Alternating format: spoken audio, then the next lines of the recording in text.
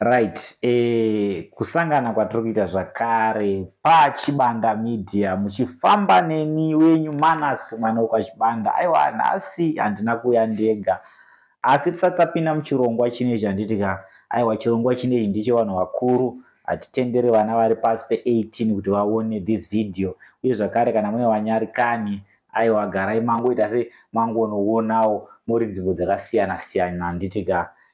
Pane nhau inonetsa, iri kunetsa kana kuti inongora ichingonetsa, kudhara ingonetsa, yatati tiuye nayo panapa muzuva ranhasi tikurukurewo, tichinzwawo kune vanhukadzi kuti zviri kufamba sei handitika. Nhau iyi inhau yenhengo, kuti vamwe vane nhengo dzidhafu vanenge vachishuvira kudai nhengo dzavo dzaita dzitete. Nhengo dzechirume ndo dzandinoreva.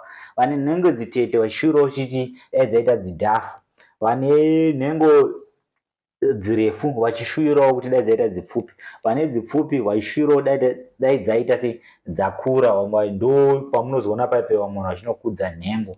So toda kuti tinatsonzwa, tinzwisise, tinzwe kuti vanhukadzi vanombofarira nhengo dzakaita sei dzinonatsoita pabonde handitika. Ndine hanzvadzi yangu panapa nhaika, ndo yatinayo muzuva ranhasi, ichange yakamirirawo vanhukadzi ichitiudzawo kuti zvinhu zvinenge zvakamira sei sei. Hanzvadzi, welcome to the show. Saka nai nevatariri hanzvadzi. Okay. Ngati munotanga mamhorisa kavatariri morise vatariri ka. Vatariri vese ndokukwazisai muzuva ranhasi. Right. Okay. Ndofunga nyaya mainzokudhara kuti nhengo dzinonatsoiti, alright, mungatange nekutsananguriro here kana kuti maadvantages enhengo pfupi nemadisadvantages acho. Toibva papo toonawo maadvantages enhengo refu nemadisadvantages acho. Maadvantage enhengo dhafu, madisadvantages enhengo dzitete. Ndo zvatoda kunazonzwisisa ipapapo. Okay. Regai ndichange nedzipfupi idzi. Maadvantages enhengo pfupi. One, hairwadze kuna mai. Amai havarwadziwe, like ikarebesa, ikarebesa inosvika papoint yekuti inozonorova too much zvinokwanisa kurwadza mukadzi. So I think pfupi sometimes ndo zvayakanakira. Saka inozosvika kwa inofanira kunge ichisvika ikoko iri pfupi. Yeah, pane point yekuti inofanira kumira to the point yekuti inofanira kusvika. But ikangomira zvimwe zviya zvekungofungidzira zviya haisviki. One, two, pane mashandisirwo ainoitwa nemastyles anoitwa kuti ikwanise kusvika ikoko. So that's it. Yeah. Alright, amastyles ichazobataura eduri kwezuva. Alright. Yeah. Then go refu. Irefu. Yeah, vazhinji ndonzwa vakadzi vazhinji vanongotoda irefu, toda irefu. Yeah. Irefu yakanakira chii? Irefu yakanaka. Yakanaka. Because haina painonzi apa haikwani. Yeah. Saka haizodarikidzi painge ichifanira kusvika kana yakarebesa. Yeah, pane extend yekudaro. So saka unenge wakufana like kana ukaona kuti une irefu zviya chirega kuita that pressure yakanyanyisa because mukadzi anoita sei anorwadziwa. Yeah, you have to take it easy. Kana wakuma pabasa renyu zvei. But take it easy uzonetsa. Panguva yacho take it easy, unoda ziva zvinoda kuzonetsa. No, hazvifanira kutombonetsa. Hazvinonetsa kukondora zvinhu, let's be honest. Yeah, zvinonetsa but that's it. Unofanira to take it easy. Saka tati irefu yakanakira kuti chizvi? Irefu yakanakira kuti haina painonzi apa haisviki. Alright. Yeah. Ko zvayakashatira? Zvayakashatira ndizvozvo zvekuti munhu akanyanyisa pressure too much. Mukadzi she will end up kuti after basa ravo anogona kubleed or something like that. Alright, ko handitione dhafu. Advantage yedhafu. Madhafu yenza.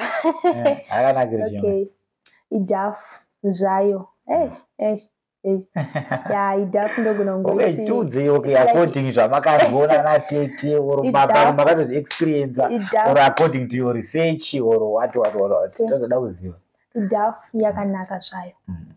I think paidhafu ndingori nedisadvantage one yekungoti pane vamwe vakadzi vakasongeka zvakanyanya sheshe so paanotanga kusangana that person ane dhafu zvinomurwadza zvinomupa pain zvekuchera akada kuzoti second round anogona kurikundikana maybe ndingori nedisadvantage.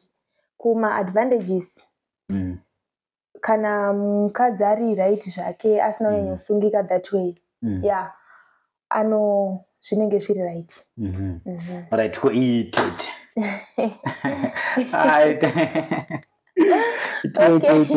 pana anogona kutobatsirika apa itete paitete manje itete chero ikava pfupi ikava refu but paitete ikava pfupi inogona kuva nedisadvantage. So itete inofana kuita kuva refu. Okay. And chayakanakira one thing chayakanakira it's like inosimudza mafeelings pane point yekuti murume akuda kupinda namai pa that point ipapo panoita kuti mukadzi asimukire mafeelings ake anowedzera kuti sei kukwira because ameno zvainoita so saka alright tingakurudzire here vane dzipfupi kuti vanorebese zvinomboitwa zvezve ameno anzi kunokudza nhengo watu tingazvikurudzire izvi not that much. Inini zvangu ndinovakurudzira kuti shanda according nenhengo yako ishandise zvinoenderana nezvairi ukaona kuti ipfupi iedzawo kuisa pressure so that mukadzi anokunzwa kuti isvike kure. Exactly. Saka kana kwakaona kuti yakarebesa usanyesa pressure kana ukaona kuti yakaita dhafu manje pamwe mukadzi akudai yakaita itete uchaita sei manje? Ipapo manje kuwirirana kwenyu zvenyu but chandinoziva ndechekuti kumukadzi unogona kungorwadziwa ma-first days then you end up watojera munhu wako. So handina wandinoti iyi haiiti iyi inoita use accordingly nezvauri. Okay. Saka muchidimbu tiri kuti nhengo yese yaunayo yakaita sei irunzi yakatonaka yakakodzera iwe chingozivawo kuti munhu wangu ichi kana ndine yakareba handichapanoita sei pressure too much waona sei kuti umashure mchana kuti nhasi arwadziwe then kana une pfupiwo wafanira kuisa pressure kuti yese try kuti isvike kure handiti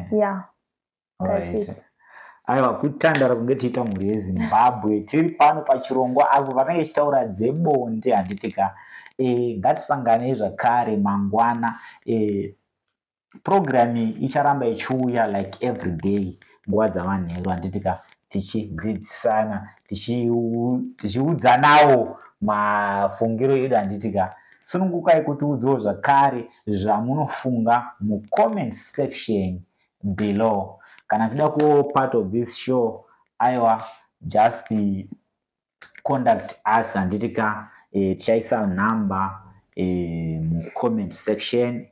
It's lockdown. Manasi panyaya unonaka sedopasi kana usati walaika kufambana manasa kusikutaika nyaya tinadzo opostei chundu chushuwo chedu isu kukukutsaika.